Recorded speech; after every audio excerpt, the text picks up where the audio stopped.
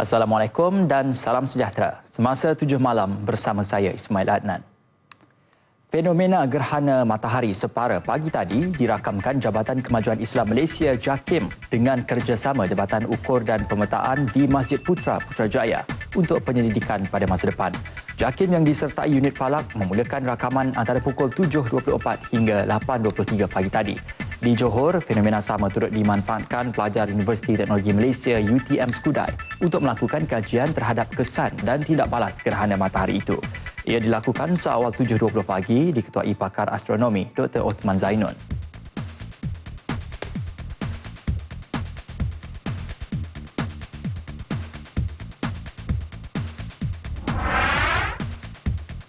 Suruhanjaya Pilihan Raya SPR bersedia melaksana Pilihan Raya Negeri Sarawak pada bila-bila masa mengikut tarikh pembubaran Dewan Undangan Negeri. Bagi pengerusi baharu SPR, Datuk Seri Muhammad Hashim Abdullah, pilihan raya itu cabaran pertama untuk beliau. Beliau yakin ia akan dapat dilaksana dengan baik menerusi kekuatan dan kepakaran para pegawai SPR sedia ada. Pada masa sama, sebuah sekretariat akan ditubuhkan dalam masa terdekat.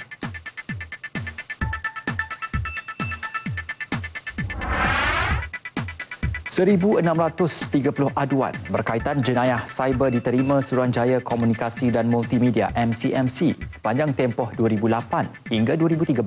Dewan Rakyat dimaklumkan angka itu termasuk aduan penipuan pembelian menerusi urus niaga dalam talian. Ketika membuat pendedahan itu, Timbalan Menteri Komunikasi dan Multimedia Datuk Jailani Johari menjelaskan setakat Januari 2014 hingga Februari tahun ini MCMC telah menerima 391 aduan. Isu itu dibangkitkan Ahli Parlimen Silam Datuk Datu Nasrun Datu Mansur.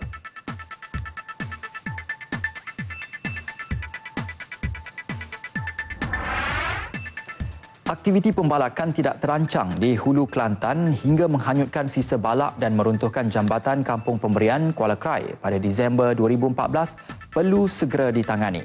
Menyuarakannya dalam sidang DUN Kelantan, Adun Paloh Datuk Nozula Ahmad Diah berkata, kerajaan negeri sepatutnya punya perancangan teliti terhadap aktiviti pembalakan dan menerima baik segala teguran laporan audit. Akibat rempuhan sisa balak, Jambatan Kampung Pemberian terpaksa dibina semula dengan kos RM40 juta yang dijangka mengambil masa 2 tahun untuk siap.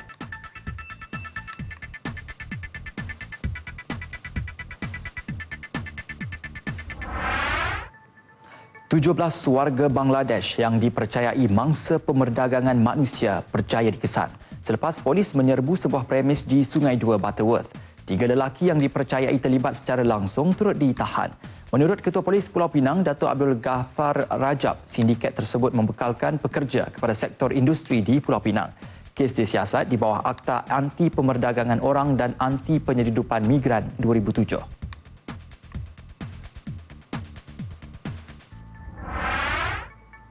Sekurang-kurangnya 19 terbunuh dalam serangan udara di sebuah pasar di barat laut Syria.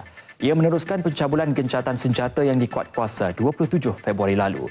Video yang dimuat naik di internet menunjukkan kesan serangan di Pekan Abu Al-Duhur, perhampiran padang pasir Idlib.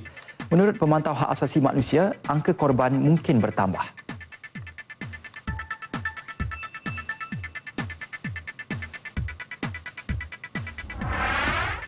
Sekatan lebih keras Majlis Keselamatan Pertubuhan Bangsa Bersatu PBB terhadap Korea Utara susulan tindakannya melancarkan ujian peluru berpandu baru-baru ini langsung tidak dipedulikan Pyongyang.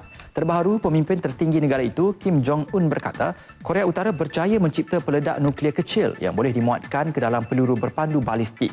Kim sendiri memantau proses penghasilan bahan peledak itu termasuk reka bentuknya. Korea Utara menjalankan ujian nuklear keempat pada 6 Januari dan mendakwa berjaya menjalankan ujian bom hidrogen yang dipertikai ramai pakar dan negara. Sekian semasa 7 malam. Untuk laporan penuh, saksikan Nasional 8 kurang sejam dari sekarang. Assalamualaikum dan salam sejahtera.